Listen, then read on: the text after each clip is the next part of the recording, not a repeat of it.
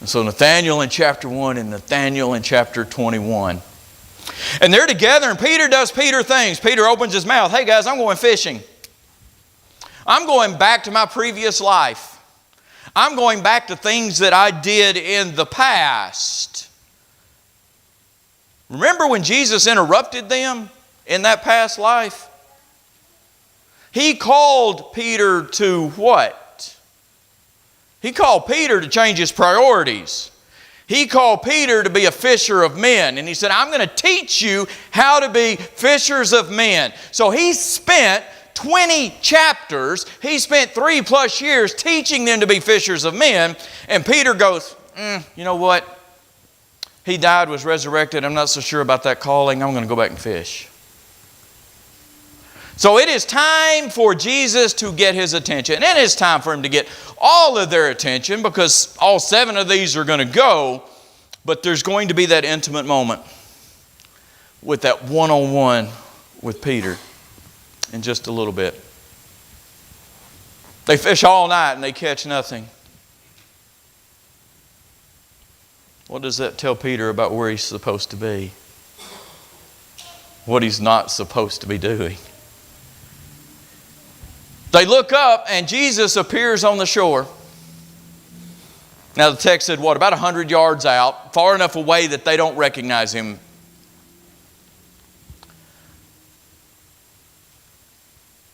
So he calls out to them to get their attention. What's wrong? You fish all night and caught no fish? You don't have any fish, guys? You're the fishermen.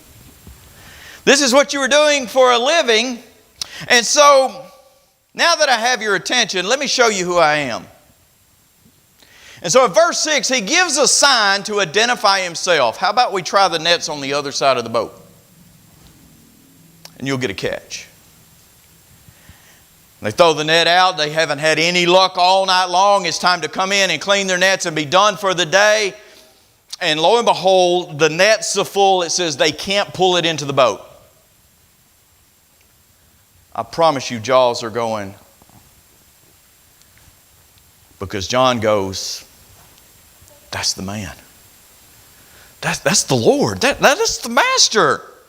Hey, Peter, that's him. They get it. John gets it, and he identifies the other. And then Peter, he can't break character. He has to do Peter things. So he's so excited, he can't wait on the boat. He jumps in the water. Do you think Peter just realized where he's supposed to be and where he's not supposed to be? I'm supposed to be with Jesus, finishing up this tutoring so that I can go fish for men. And here I am in the boat. And so he jumps in the water and he makes his way to the land. The others are a little more practical. They're going to row the boat in that last 100 yards. They're going to drag this net full of fish behind them. And they arrive at shore, and Jesus has prepared a breakfast fire, as well as fish and bread. Sound familiar? Sound kind of like Matthew 14? Sound like Jesus able to provide and trying to get their attention? But verse 10, like he always does, I need you to contribute. Go get your fish. Add some fish to my breakfast. It's just kind of stuck in there as a note. It doesn't have a whole lot to do with where John's going and telling this story, and where Jesus is going and what he's trying to say to them. But I love verse 11. Verse 6, they've caught so many fish, what? They cannot haul it into the boat. All right, so 7 of them in total cannot get the haul of fish into the boat. So they've dragged it behind the boat for 100 meters because they can't get it in the boat. Peter's a dude. Peter's a man.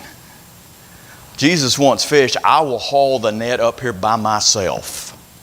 And he goes and snatches it up and brings it to the fire. That is so cool. A little bit extra about Peter. He's a man.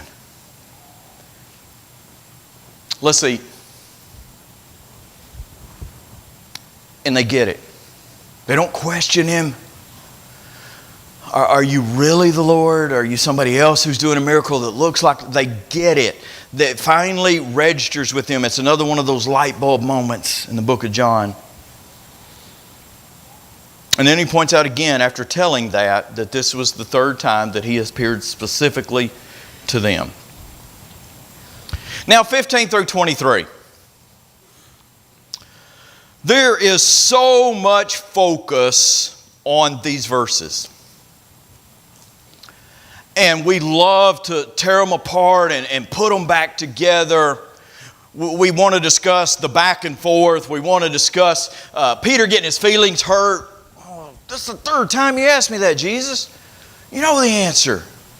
We want to discuss the use of words, translated love. Are we talking about friendship? Are we talking about unconditional love and the choice that each one is making in the conversation? We want to discuss feed my sheep versus tend my sheep. We discussed Jesus giving Peter a glimpse of his future.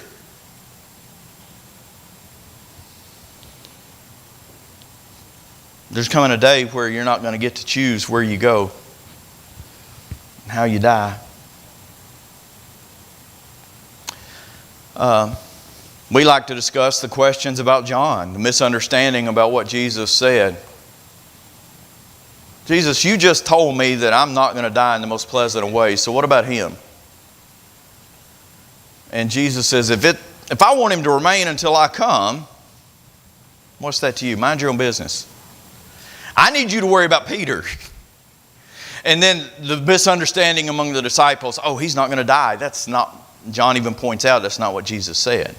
Jesus said, mind your own business. I'm talking to you, Peter, at this moment. I got up from breakfast with the rest of these guys, and I am zeroing in on you. Eyeball to eyeball. Here's what I want to focus on. Why did John write his gospel this way? And why does he close it with this very personal conversation that he's not even a part of? It is Jesus and Peter. Well, remember chapter 20, at the end of it, we discussed the fact that John said, here's my purpose. You're not going to have to guess. I'm going to tell you. These things are written.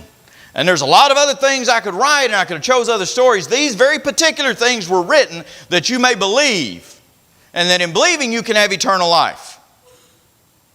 And then we jumped ahead, and I went ahead and tied them together the last time we were here to chapter 21, 24, and 25. I'm telling you who I am. I'm the disciple. I'm the one that was leaning back on his breast. I'm the one that Jesus loved. I was there. I witnessed these things. They're true. You can trust me.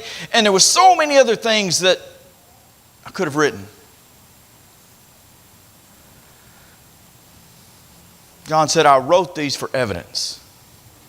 I wrote them because I'm a witness. I wrote them because I want you to develop faith. That's why he focuses on certain appearances. Does he need the attention of the rest of the world? Yes. But who's supposed to take that to them? The 11. Soon to be 12 with Matthias, and then 13 with Paul. So the book was written, the appearances were made for these guys because they need this. They need to understand the resurrection. They need to understand the power over death. They need to understand that eternal life is in Him so that we get it.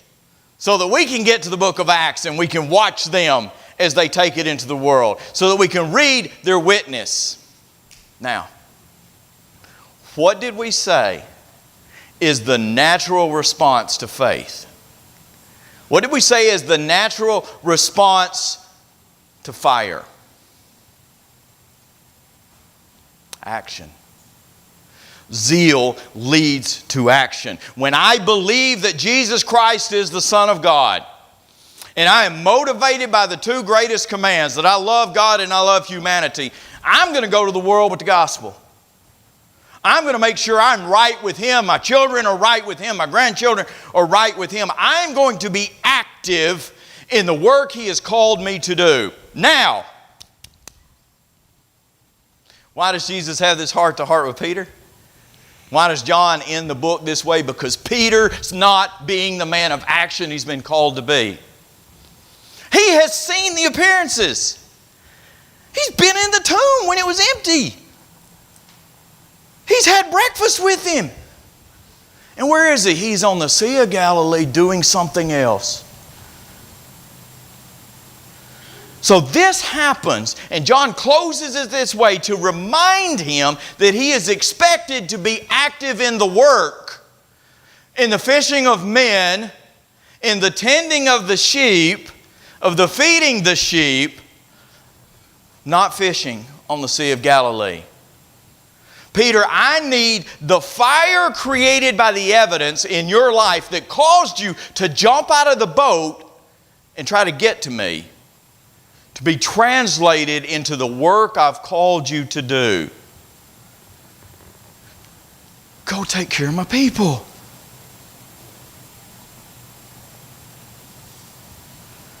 I'm not here for you to go fishing. I'm not here for you to go swimming. I'm not here for you to just get excited that it's the Lord. I am here and I am talking to you one-on-one because I gave you, back Matthew chapter 16? I gave you the keys to the kingdom. You're supposed to be opening doors.